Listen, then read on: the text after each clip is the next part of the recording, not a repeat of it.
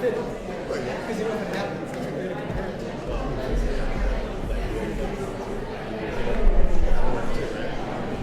Would you like to ask me last one?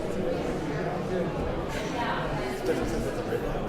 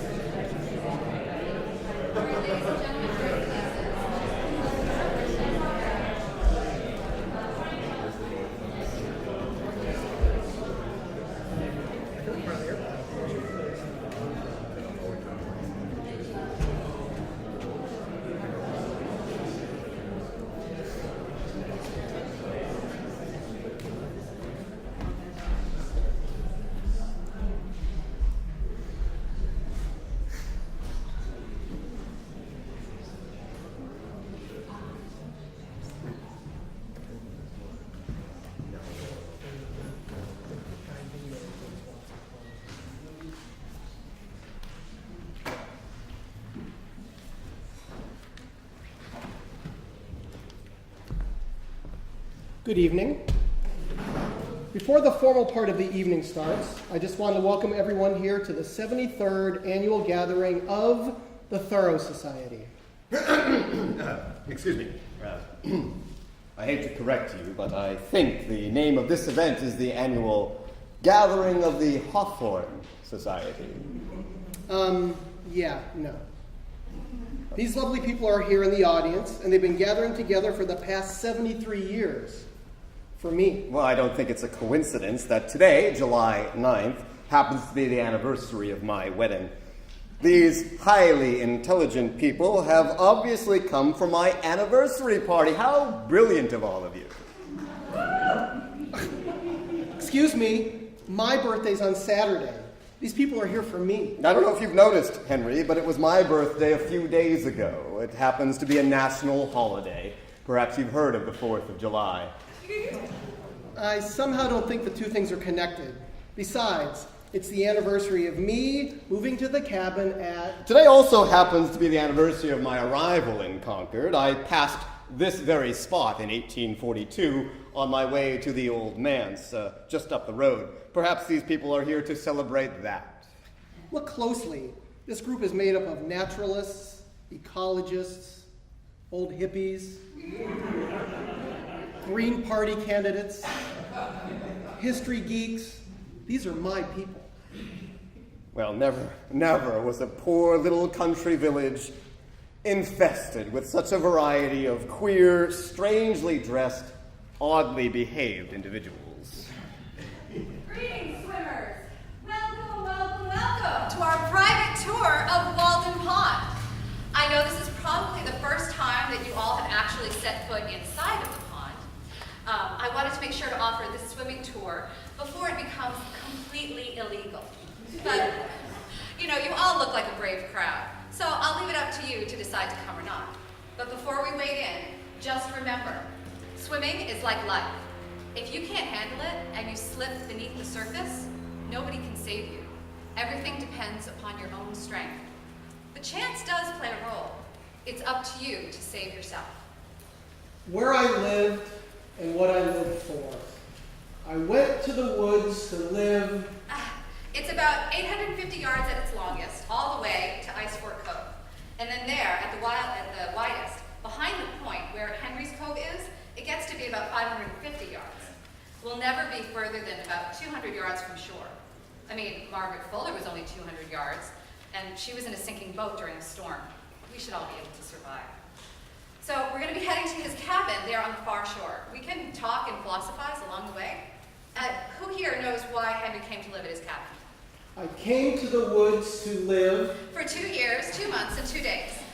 And honestly, we never really know what was going through his mind. I came to the woods to live the live. Because all we have left are his words. Think about what he didn't leave for us. What was he actually thinking beyond what he left in his own writings? I always wonder about all the conversations. and all the thoughts that were way too messy to put down on paper. Our thoughts are the epochs of our lives. All else is but a journal of the winds that blew while we were here. To live deliberately. I love these shores of Walden. Bronson Alcott doesn't believe in owning land, but I wanted to buy some before the woodcutters got to it all. I was nearly too late.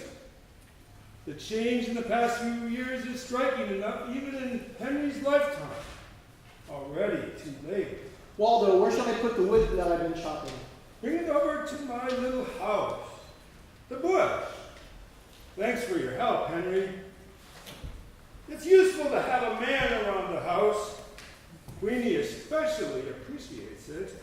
Waldo, have you seen the new fences they've been putting up around Concord? They do nothing but block my way. I won't be confined to a narrow strip of land, a ribbon of highway. There's been quite a bit of controversy lately. They're trying to figure out a way to regulate open water swimming at Walden. But, you know, there are a lot of swimmers who, regardless of what they do, we're not going to stop swimming, and we will keep swimming whenever we want to. And they are not going to stop us. They're even beginning to put buoys in the water. Land ownership by individuals is the best thing we've hit on so far.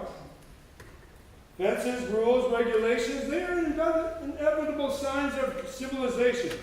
Do you have a better idea? This land is for everyone to share. This land is for you and me. No, Henry, you're getting a little ahead of yourself. Why do you put those rebellious sentiments into poetry? Or better yet, into a song? I'd rather have them as guidelines to live my life, personal philosophy. In doing justice to the thought, the man does not always do justice to himself. What are you doing now? Do you keep a journal? I've been meaning to. It's important for a young man, such as yourself, to be employed in a productive manner. Well, I try to keep myself employed, but nobody wants me. I'm giving up on proper employment. For instance, you seem to earn quite a bit from writing and giving speeches. That seems like a fine life, but is it proper employment? Employment? I am now employed in the gravest and most universal manner. I shall never desist in doing these things that you see me do now. But your living, my son, how will you get that? Certainly not by living by other people's rules. The Massachusetts Department of Conservation and Recreation manages more than 80 ocean beaches and inland waterfronts across the Commonwealth. Ensuring the safety of our visitors and staff at these facilities is our highest priority. Over the last 3 years, there have been 28 saves by lifeguards at DCR's Walden Pond. 13 of these saves came from outside of the designated swimming areas. Water rescues in depths of more than 20 feet put swimmers, lifeguards, and emergency response personnel at greater risk. In recent years, there has been a marked increase in the number of inexperienced swimmers attempting to cross the pond, creating a new and more urgent public safety challenge for the agency. Walden Pond is a kettle pond that has a depth greater than 100 feet at its deepest point. Societies establish rules for the greater good. It is up to you to It is up to you to navigate your life. We all have to determine it ourselves. Frankly, I understand where they're coming from. I mean, people drown. Tourists come here, as well as Tammy is trying to show off. Swimming is not easy. Look, if you're afraid of doing something, sometimes it's good to listen to your instinct. Lots of people drown.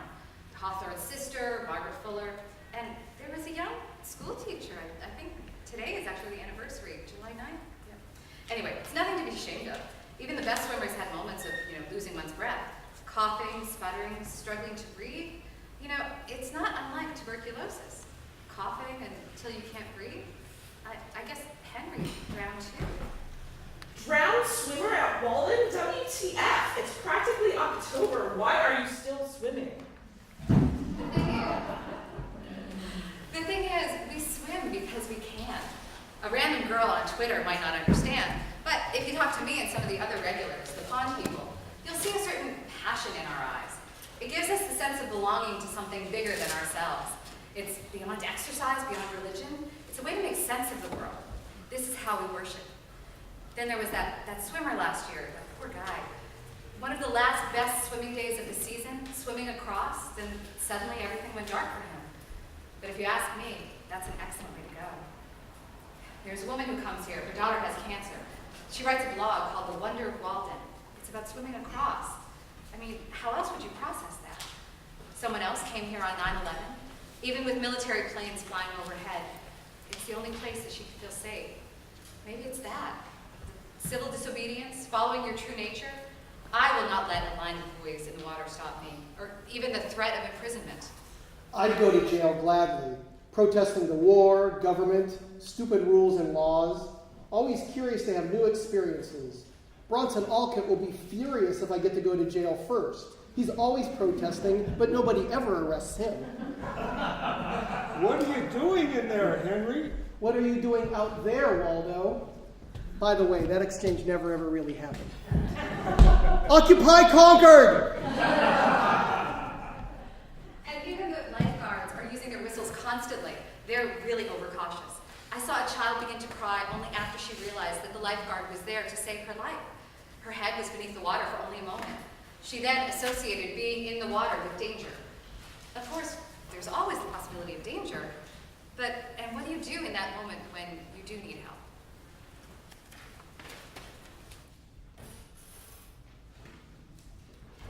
I dreamed I turned for help, and I saw these averted faces and well-dressed figures turning from me, with a cold wave rushing up into which I was to be thrown.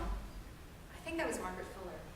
And then there are people who won't be stopped, no matter what people say, even when there will be no saving them. Dreams, nightmares, we're compelled by strange emotions. Some people climb mountains, some people jump out of planes, some take drugs or amass as much money as they can. Some dedicate themselves to years of silence or contemplation. If you're just on the edge of achieving something, and it's a reasonable goal, do it. And then, if you're really lucky, you'll find that you can't stop. And then it's not the goal that you strive for, it's the striving. It makes about as much sense as love. So what do you think about the future, Henry? I don't think much about the future, but rather enjoy the moment I'm in. I like to take in the details of the sky and the woods.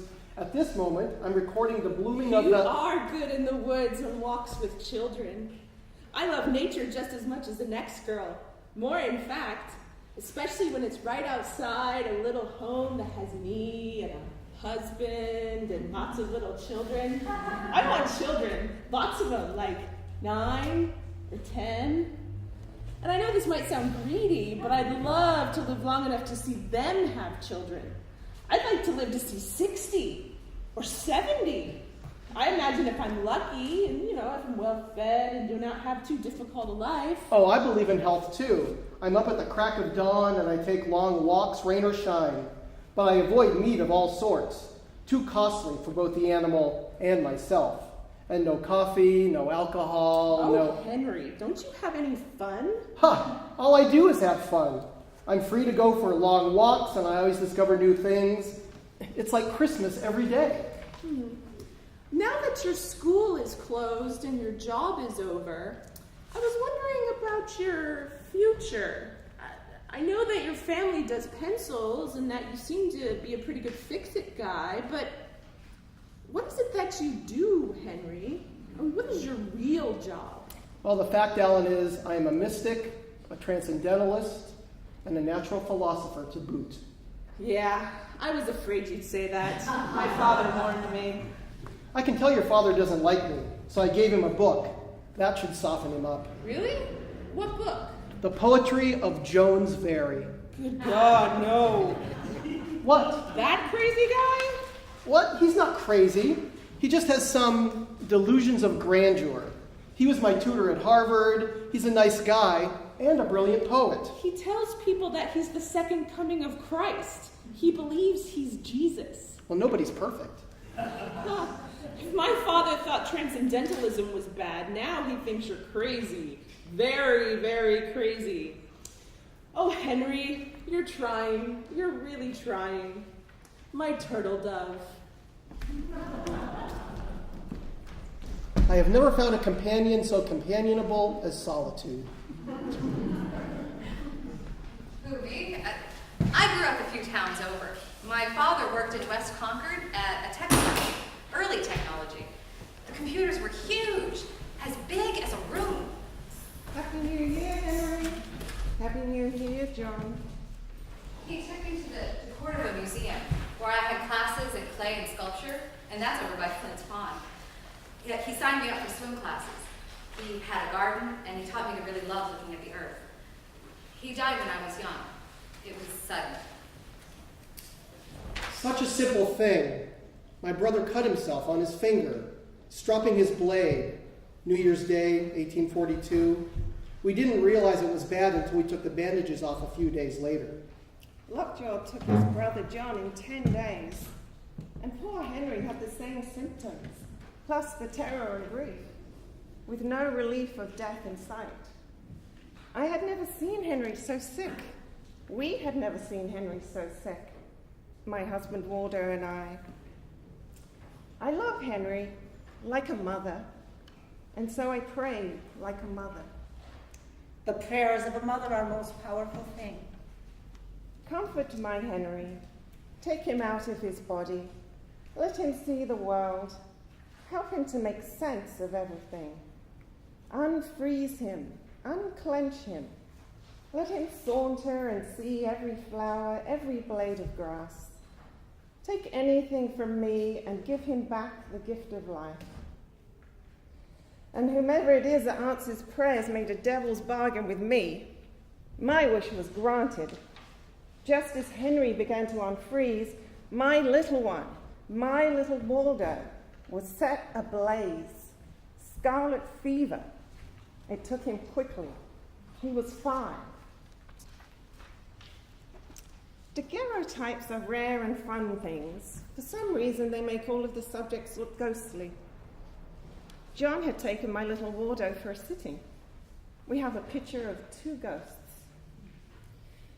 Now my little son is more real to me than anyone alive. You might think I'd be mad at Henry, whatever superstitious logic that lies behind prayer, but no. If anything, I love him more. And I expect great things from my Henry. He must live enough for 2 people, or 3. He has 3 times the responsibility to live and see this world. There was a great radio station in the late 90s out of Damon Mill Square in West Concord. The building had huge windows. It was an old factory. Waldo and Nat actually passed by it on the first for a walk together. They write about it in their notebooks. But it was 20 miles. They barely spoke.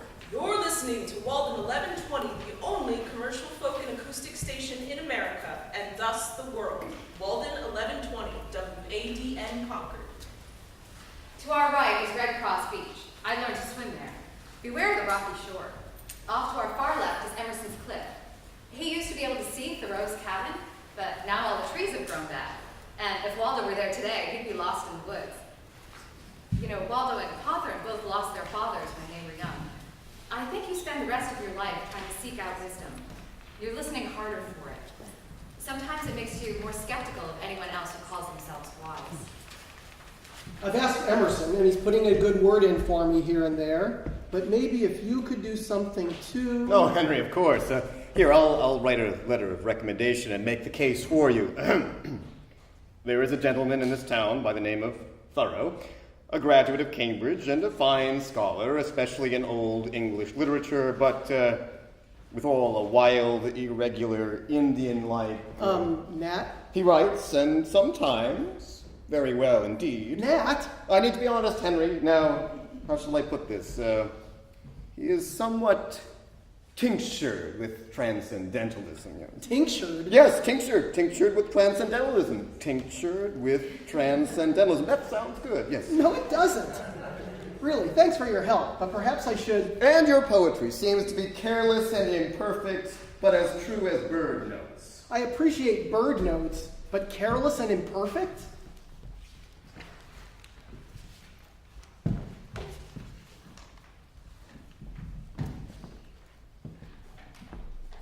Waldo, if I'm going to keep being the editor, I need a salary.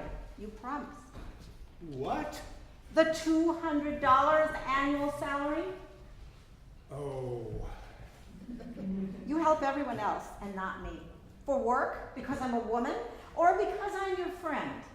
I cannot give you what I do for work. I need my salary, which you promised. Well then, perhaps we don't need you after all.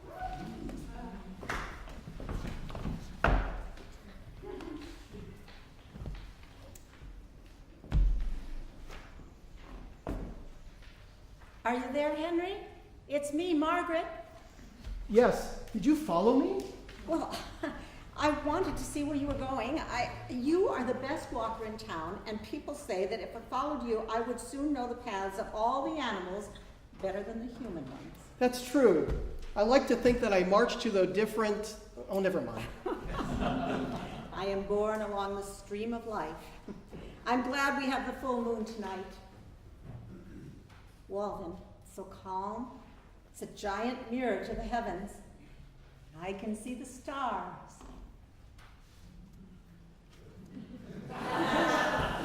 One of the secrets of swimming is that when you're in over your head, it doesn't actually matter how deep you are.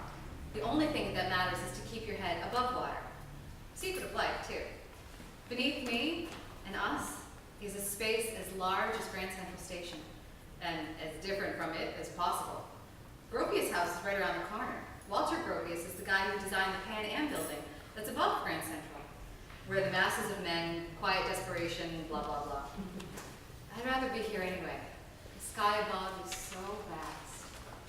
A lake is the landscape's most beautiful and expressive feature. It is the earth's eye, looking into which the beholder measures the depth of his own nature. The fluviatile trees next to shore are the slender eyelashes which fringe it, and the wooded hills and cliffs around are its overhanging brows. Happy New Year, Henry! Happy New Year! It is calm during the day as well, mysterious. It brings me focus. I had a dream the other night. Again, I was in my own small pleasure boat, learning to sail on the sea, and I raised my sail before my anchor, which I dragged far into the sea. I saw the buttons which had come off the coats of drowned men. Do you believe in premonitions, Henry?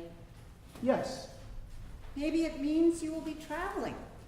What are your plans for the future, Henry? So many people have been asking me that, or telling me what I should do or not do.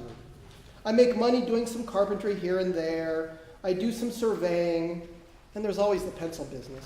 What would you like to do, Henry? I'd like to be a teacher, but nobody will have me, especially when I tell them I refuse to beat their children. I'd like to be a writer, but all I get are rejections. I should certainly prefer to suffer and die rather than be at the pains to get a living by the modes men propose. Gandhi had a translation for civil disobedience. Satyagraha. Words can be powerful things. They can change the world. I like what you're submitting to the diet, but you can go deeper. No, what I write is what I write. If you don't like it... As your editor, I'm telling you that I like it. And I'm telling you to dig deeper. You contain multitudes. You want to write about nature, about sauntering, about a blade of grass? Go ahead. Henry, you have books in you. It's just a matter of maturity, both for you and for your editors. I wish I could believe that was true. There are so many pompous men writing today.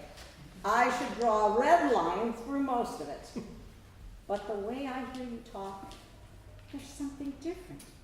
If you could get your passion for the water down on paper, you could wake up some of these men. All of them are going around in a daze. Yeah, I have never met a man who was fully awake. Do you keep a journal yet, Henry? Sorry, Waldo got to me first. He gives me a lot of advice, whether I want it or not. Trust yourself. Then you will know how to live. That sounds like advice I could take. Yes. I'd like to take the credit, but I translated it from Goethe. Stole it. That's the ultimate compliment, right? Well, we all have influences. But I have a feeling someone will read my work and then claim it as his own. It's happened before. I just hope that he doesn't steal the entire translation.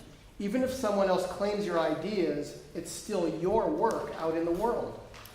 Lucky to have our words take on life of their own. Imagine if words had that power. I'd want to keep people away for 500 years so that this land could heal. The view from my cabin is of 9 stumps and a puny tree. The shore is beautiful, but it's missing the trees. My words won't win over money. You should write as if you could preserve the wildness in nature. Imagine that by writing, you can preserve all this wildness. And in this wilderness is the preservation of the world.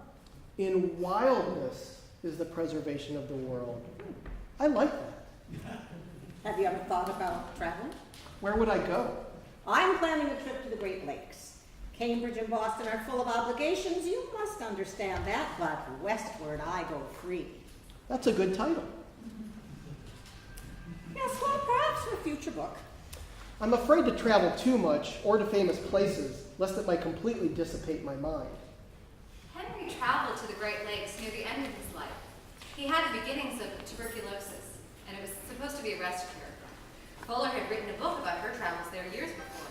I wonder if they ever discussed going there. Oh, not me. I want to travel to the very western edge of America, Chicago.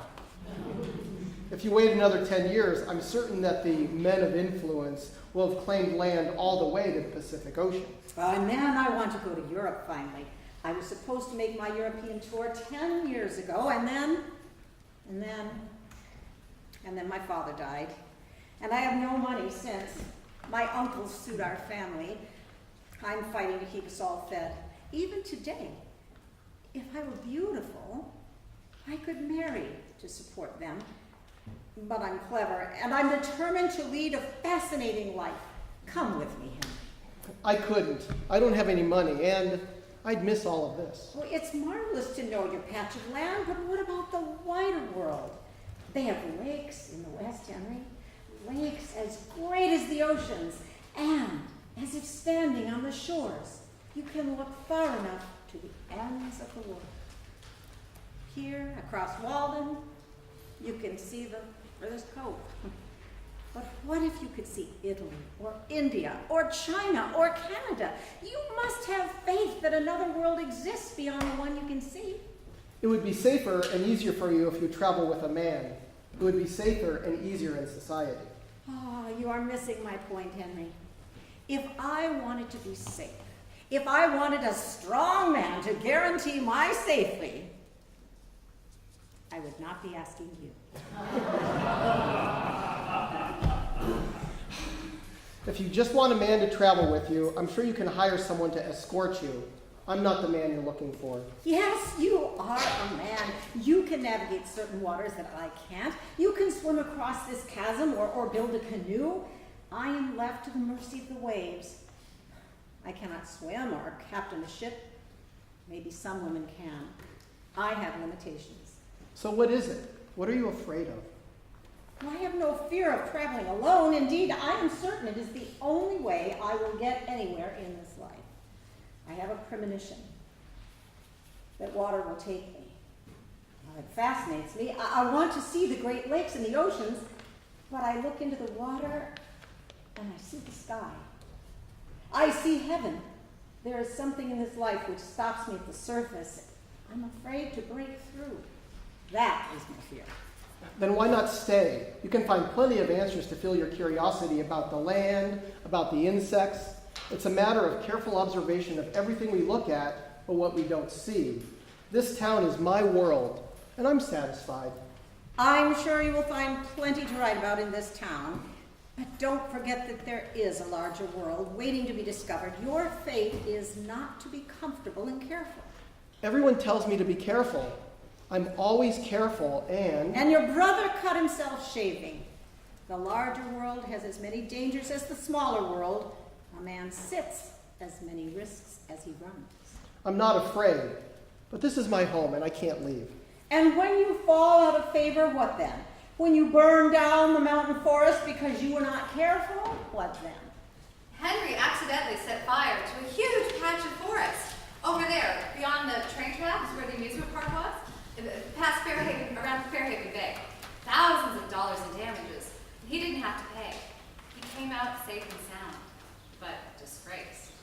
I'll be content with my own society. You'll be a hermit, like a bear in a den, turn your back on humanity and nothing else? Write journals and do nothing with them? I will publish a book, maybe several, on botany, on how I lived. Not what you lived for. Whatever you do, Henry, make it mean something. Courage doesn't matter. Meaning doesn't matter. Nothing makes sense. Nothing matters since... Your brother. Yes. Then write it to him. What? You told me that the pond speaks to you. Imagine that is your audience. That John is your audience. From now on, imagine that he is the one reading your words. That will make them mean something. We know that he came to Walden to work on his first book about another body of water, entirely. Rivers, plural, the Concord and the Merrimack, which he had explored with his brother John, who died young, suddenly, New Year's Day, 1842. The beginning of a new day, around a new decade. Happy New Year, Henry. John? John, is that you? And he never mentions him by name. John? Are you there? I'm putting you into the prologue, my muse, my brother. There's so much you didn't get to do. You had so many ideas, going to Kentucky, a trip with a canoe, a little cabin in the woods. Who needs that girl from the Cape anyway, right? We have each other and the world. Sometimes I still think I can hear your voice in the woods. Do you think that this sounds too sentimental? Where'er thou sailst, who sailed with me, though you now climbest loftier mounts, and fairer rivers dost ascend, be thou my muse, my brother. We could have gone anywhere, the west, the ocean, heard all the languages of the world. We could have gotten on a boat for Europe, stopping in the Azores. You wanted to go far. I wonder if people in the Azores will ever think about coming here. And if they do you think they prefer their own home shore? I am bound for a distant shore, by a lonely isle, by a fair Azore. There it is, the treasure I seek, on the barren sands of a desolate creek. Longe da terra natal, nos fala a imaginação. Continua sempre viva, num sonho sem igual. Far away, our native land speaks to our imagination, stays always alive in a dream without equal. Real e azul tão distante, mas perto do coração. Pequenino e radiante, fala-nos a imaginação. Fayal, the blue island so distant but close to our heart, small and radiant, it speaks to our imagination. Como o sol no horizonte, que ilumina a todo instante, assim és, meu Portugal, neste coração de imigrante. Like the sun on the horizon that illuminates all of the time, so is my Portugal in this immigrant's heart. E se dia lá voltarmos, recebe-nos de abraços leves, porque os oceanos nos deram a coragem dos desertos. And if one day we go back, receive us with open arms, because the ocean gave us the courage of the deserts. You don't know what you've got till it's gone. Maybe that's what does it. Henry, I used to be a minister. Used to believe in the good of organized religions. But then I lost my Ellen. And things stopped making sense. For a year after her death, I visited her tomb every day, mourning what I had lost, her body, her spirit, until I could stand it no more, tortured. I visited Ellen's tomb and opened the coffin. Once I saw my Ellen, my beautiful love, in her decomposed state, her skin turned to rotted flesh. All I could believe is nature. I had to make sense that it was a process of nature. I've not forgotten the peace and the joy.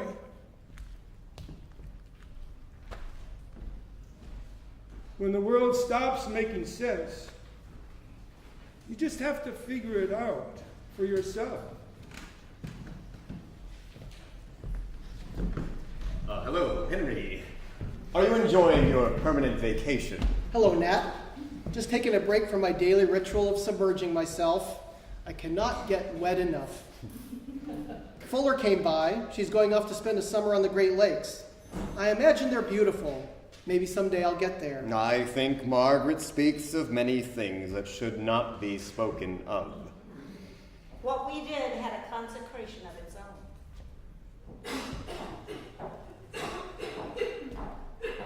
John? John, is that you? John, what, didn't John die? Leave it, Nat. I'm here. And who are you? I'm nobody. Who are you? Are you nobody too? You seem a bit precocious. I'm a teacher. Ah, a girl of education and refinement. But depressed and miserable, actually, for want of sympathy. Her family was an affectionate one, but uncultivated and incapable of responding to her demands. Are you okay, young lady? She seems a little sick. Would you like to sit down? What's your name? Hunt. Young lady, we don't want to search for anything other than your name. Where are you from? Concord. The future. The past. That sounds vague. Do you know what year it is? I don't know. 1837, 1845, 2014. It's hard to swim no matter what year it is. The poor child is delirious. What did you think you were doing in the water? I was trying to swim. That seems very doubtful, young lady. My sister talked me out of it once, but it came back. What came back? The feeling of oppression, like I will only be trapped as a teacher of brats for the rest of my life. Like I can't do anything. Like I can't breathe. But my poor girl, I was there. It can be done. You can live a life of the mind. Oh no, my choices are limited. You mean you can either be a teacher or a wife and mother? No, fire or water. My dear girl. You, for instance. Henry, you will stand close to a conflagration and not be burned. You will live by water, and it will not conquer you. You will carry it with you always. Most women of this age will drown. There is one spectacular woman who will die both by fire and by water.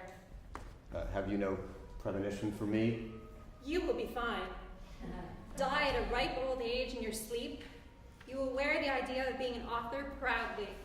Author with a capital A, as if it were written across your chest in scarlet. A scarlet letter, you say?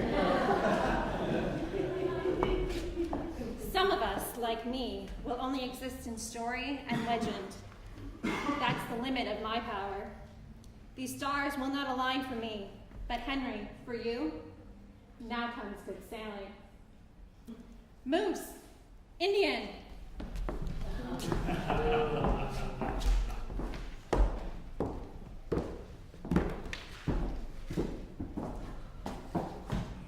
Bye, dear Elizabeth. It's Elizabeth Barrett Browning, for those of you who are keeping score. I carry the Bible you gave us, in memory of Nino. Makes it sound like he's dead, doesn't it? Well, leaving Italy is a kind of death. No, I can't imagine we'll be back. In fact, I can't even imagine being back in America. Gio's family thinks that the sea is bad luck, some gypsy told them. If anything, I take it as a good sign that the ship shares your name, Elizabeth. We are never wholly sunk by storms. People mistake false bravado for wit. When confronted with true despair, one can either blithely ignore it, or can, like Cassandra, name it. Are you still considered a worrywart if all your fears come true? Stay in Italy for now. Just for now. But where I come from, it's not all that uncommon for women to drown. There was a girl, a school teacher like me. She could not swim. She could not navigate the waters. Smart, ambitious. Years from now, I wonder who young girls will look up to. Women of this century will be known for what they didn't do or how they died. Perhaps that's the entire basis for history. I should have learned to swim. My mom would drive these purple roads to Walden every afternoon in the summer. She's great for appreciating weeds and saving wildflowers. She has tremendous patience and is always finding four-leaf clovers. Even as a single parent, even having to go to work at 5 a.m., she'd be home by 3, and she'd still have the energy to take us. Me and my friends would all be giggling in the back seat, giggling in the water. My father had really just died, and we had very little to giggle about. You really need a support system to do anything worthwhile. I did anyway.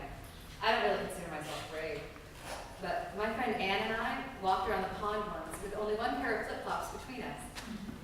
My best friend Julie encouraged me to swim around the pond. I stayed close to the shore and she'd be on the path.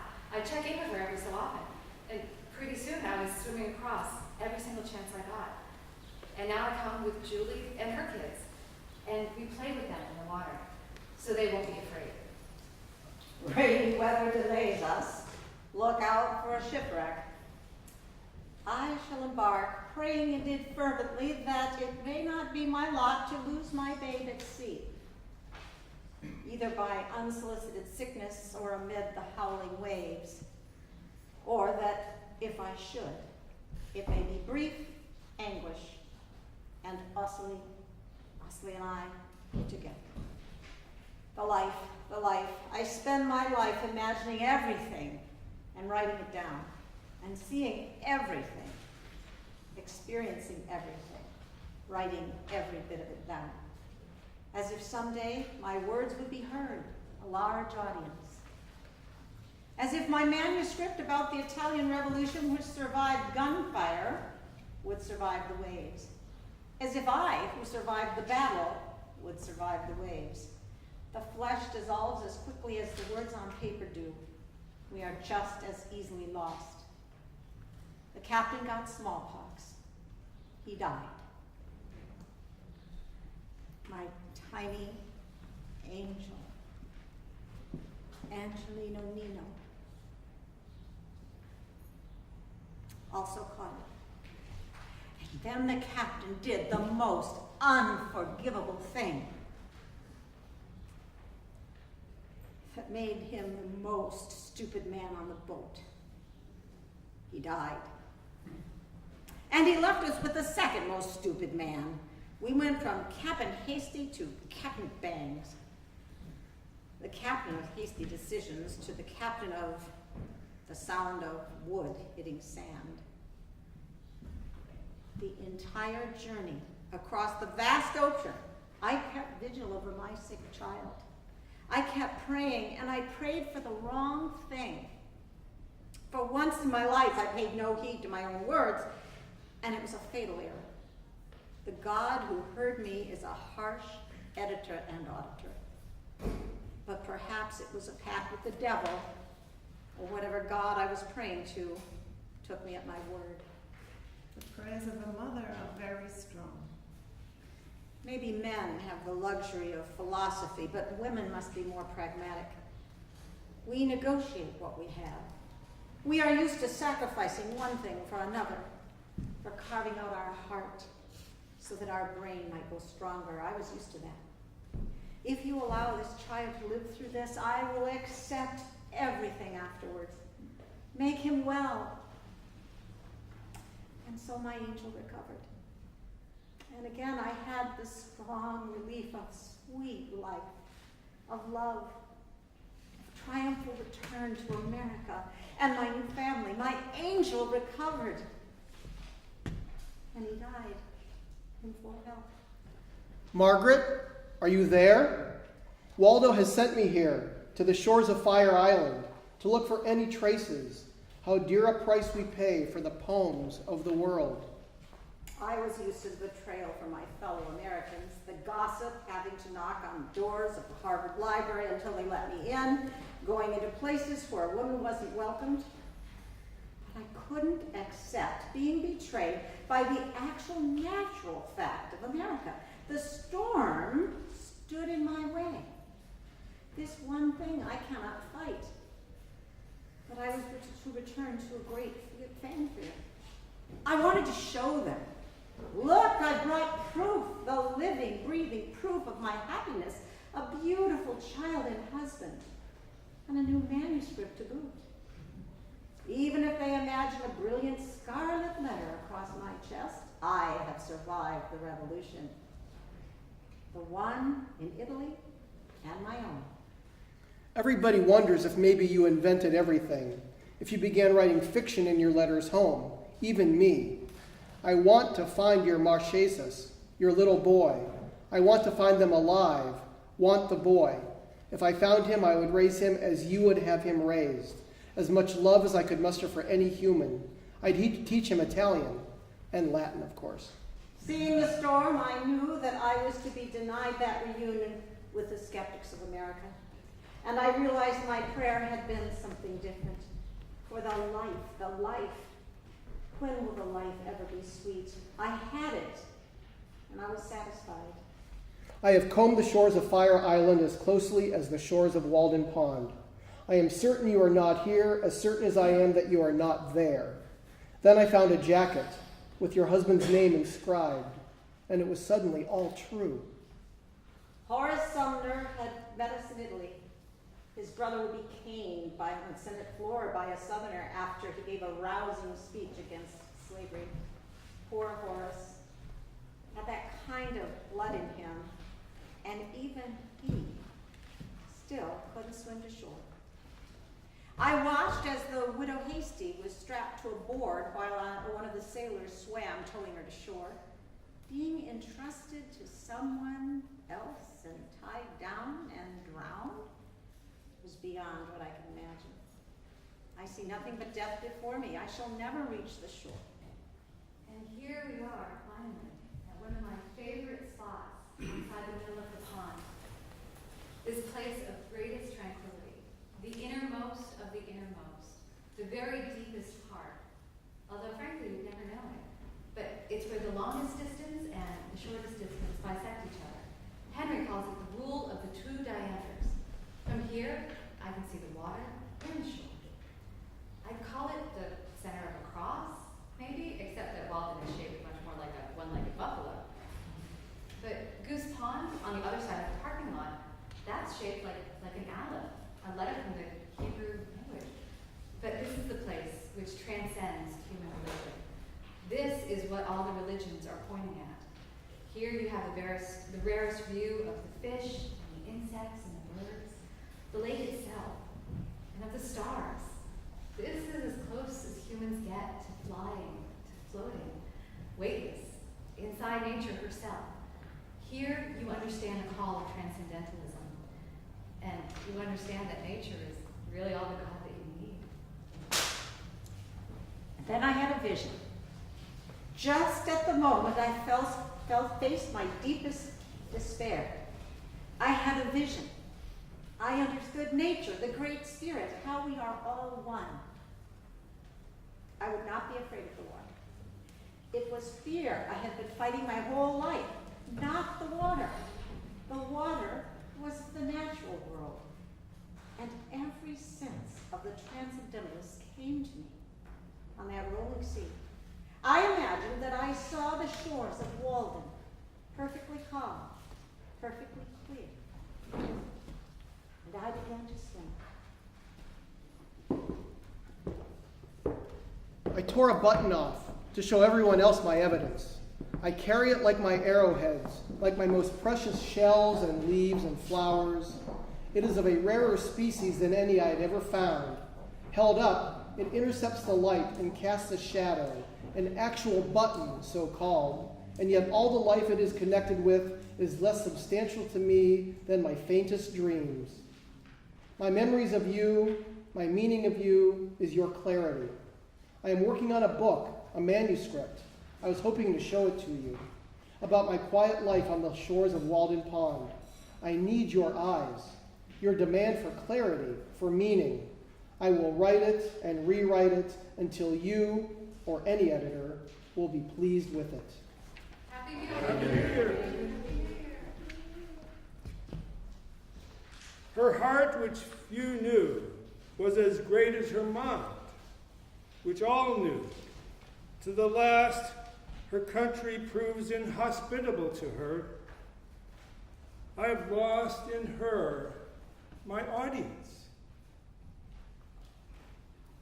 What does marquis translate to here in America?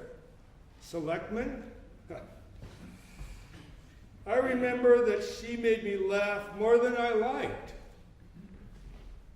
What did you find, Henry? Did you find them? Could you identify them? Their clothes? Their trunks? Did you find her manuscript? The history of the Italian Revolution? I have a button. You have a what? Is that all? I have a button. I took it from Ossoli's military coat. It was all true. With all your science, can you tell me how it is and whence it is that light comes into the soul? So now we're approaching his cabin, coming to the end of our swim, our journey. And, well, there it is. That's my argument. Swimming transcends everything, obviously. Breaking the surface, we all start as swimmers, suspended in amniotic fluid. We all start without fear. Who's telling this story? The way we perceive things is unique. I have years of journals, but they still aren't enough. Everyone will have their own version, their own way of making sense of their experience. My writings are mine, my evidence for my life. So it's up to us. It's up to all of us to tell Henry's true story in whichever way it seems truest to us. Nature teaches us how to die and how to live. My leaves of writing and poetry will fade and disintegrate like last year's leaves on the ground. I came to the woods to discover that I had lived. He invites us here to discover him. And personally, I've discovered so much more. Be it life or death, we crave only reality. If we are really dying, let us hear the rattle in our throats and feel the cold in our extremities. If we are alive, let us go about our business. Hello, Henry. Thank you very much.